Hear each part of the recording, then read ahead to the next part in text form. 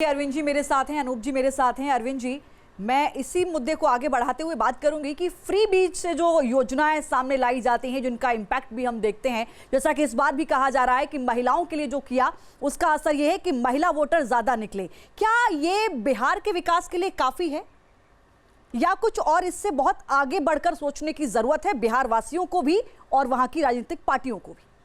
देखिए, आप कितना भी कर लें, आगे बढ़ने के लिए तो हमेशा ज़रूरत रहती है। जो करता है वो भी चाहता है थोड़ा और करते, तो ये नहीं कहा जा सकता है कि जितना करना है वो पूरा हो गया।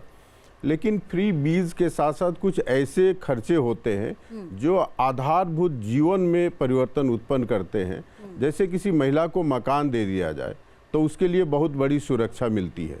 एक घर मिल जाता है जहाँ पूरा परिवार शांति से रह सकता है और अपने आय के लिए, अपने दूसरे संसाधनों के विकास के लिए वो काम कर सकता है। किसी को नल से जल देते हैं तो गुणात्मक परिवर्तन है। उसी तरह से जैसे एनके सिंह साहब कह रहे थे, साइकिल दिया गया, महिलाओं को आरक्षण दिया गया है।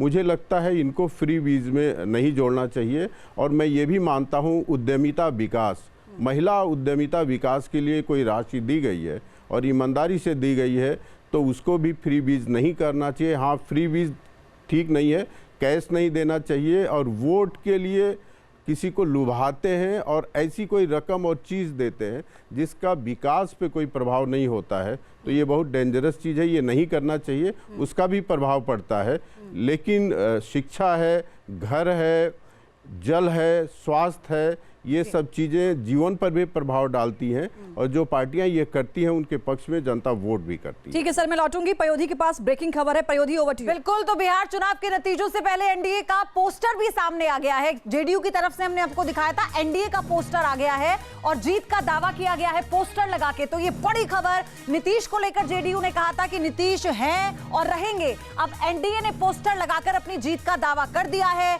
इससे पहले तेजस्वी यादव ये कह चुके थे कि कोई गड़बड़ी हो सकती है, यानी स्लो कर सकते हैं काउंटिंग को, लेकिन जीतेंगे हम। तो अब देखिए, अभी जैसे जैसे दिन चढ़ेगा और बहुत सारे रोचक रंग है जो आज आपको देखने को मिलेंगे। और बिहार है, बिहार का चुनाव है, नतीजों का दिन है, तो सारे फैक्टर को हमें ध्यान में रखना है। तो फिलहाल पोस्टर लगाकर अपनी जीत का दावा एनडीए की तरफ से रमेश कर दिया गया है। अच्छा, एक और बड़ी खबर मैं आऊंगी आपके पास रमेश, एक और बड़ी अपडेट बिहार चुनाव पर जेडीयू का पोस्टर, जिसका जिक्र मैं पहले कर रही थी। बिहार चुनाव पर जेडीयू का पोस्टर, कुछ घंटे का इंतजार जेडीयू की तरफ से कहा गया है, यानी वो अपनी जीत को लेकर आश्वस्त है और कुछ घंटे का इंतजार। रमेश, ये ट्वीट किया गया है जेडीयू की ओर से, बस कुछ घंटे की और बात है, फिर सुशासन की सरकार बनने वाली है। मनोज मिश्रा, आरजेडी आरोप लगा सकती है कि आपको पहले से कैसे मालूम है? मैं वही कह रहा था कि फिर वही हरियाणा वाली कहानी ना हो जाए। सर, ये होने जा रहा है। देखिए, अगर एग्जिट पोल के तर्ज पर आज रिजल्ट आ रहे हैं तो ये सवाल उठेंगे। बहरहाल मनोज मिश्रा साहब, आपके लिए चुनाव में सरप्राइजिंग फैक्टर क्या होने जा रहा है? कई है फैक्टर। जैसे ये पहला चुनाव होगा, एक तो बिहार जैसा हम सब बात कर रहे हैं, काफ़ी गरीब राज्य है। ये पहला चुनाव ऐसा होगा जिसमें विकास मुद्दा बना। दूसरा, ये पहला चुनाव इसमें होगा जिसमें महिला पर हम सबसे ज़्यादा फोकस कर रहे हैं कि महिलाओं के वोट से सरकार बनने वाली है। जैसा एनके सिंह साहब ने कहा पहले कि ये सबसे बड़ा जो साइलेंट रिवॉल्यूशन हुआ है 20-25 साल में, मैं मूलतः बिहार का हूँ, अब तो जीवन दिल्ली में बीता है, कि ये बदलाव हुआ है कि हम पुरुष से ज़्यादा महिलाएं वोट करने पहुँच गई और चुनाव में हम सब यहाँ बैठ के महिलाओं के मुद्दे पर चर्चा कर रहे हैं।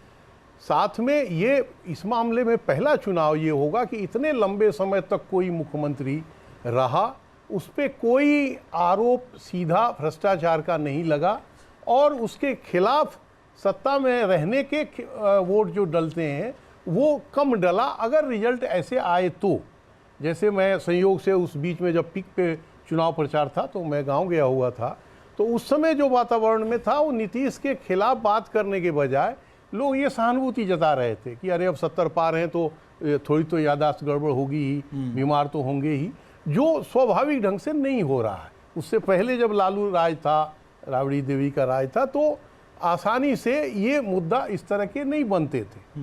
तो मुझे लग रहा है कि इस चुनाव में काफी चीजें आपने कहा एक anti incumbency factor Nitish Kumar के खिलाफ नहीं दिखा, बल्कि मैं तो कहूंगा महिलाओं के नजरिए से देखा जाए प्रो इनकम्बेंसी फैक्टर हमें बिहार को देखने को मिला।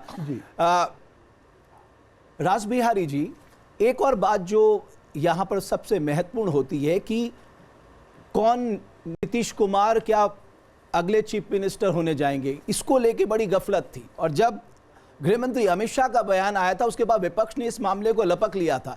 यानी इस मुद्दे को लेकर भी विपक्ष उस तरीके से नहीं घेर पाया एनडीए गठबंधन को जो वो घेर सकता था, यानी ये गफलत का भाव पैदा कर सकता था।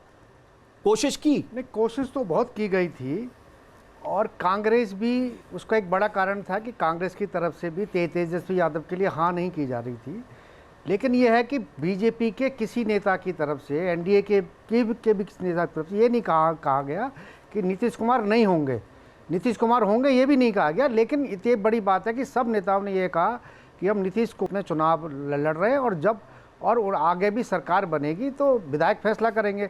लेकिन ये जरूर है कि लेकिन राज बिहारी जी, हमारे यहाँ कहते हैं ना, दूध का जला भी छाछ फूक फूक के पीता हो। कहते साहब महाराष्ट्र वाला मॉडल कहीं बिहार में न दोहरा दें, ये बात चर्चा चल रही थी उस समय। नहीं, मुझे लगता है ये विपक्ष की तरफ से ज़्यादा कहा गया था। जेडीयू के भी किसी नेता ने इस तरह की कोई आशंका नहीं व्यक्त की थी कि चुनाव के बाद में अगर एनडीए की सरकार बनेगी तो नीतीश कुमार मुख्यमंत्री नहीं होंगे।